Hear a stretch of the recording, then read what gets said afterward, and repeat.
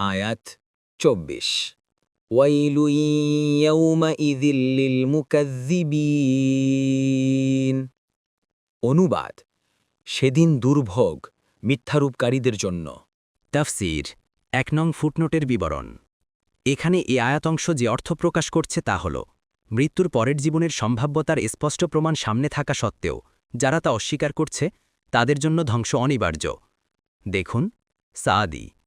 সুতরাং তারা আখেরাত ও পুনরুত্থান নিয়ে যত ইচ্ছা হাসি রং তামাশা ও ঠাট্টা বিদ্রুপ করুক, এবং এর ওপর বিশ্বাসে স্থাপনকারী লোকদের তারা যত ইচ্ছা সেকেলে, অন্ধবিশ্বাসী এবং কুসংস্কারাচ্ছন্ন বলতে থাকুক, যেই দিনকে এরা মিথ্যা বলছে, তখন সেই দিনটির আসলে তারা জানতে পারবে সেটি তাদের জন্য ধ্বংসের দিন।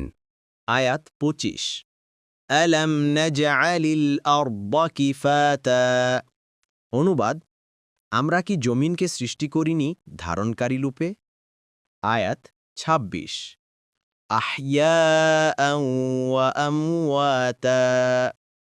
অনুবাদ: জীবিত ও মৃতের জন্য।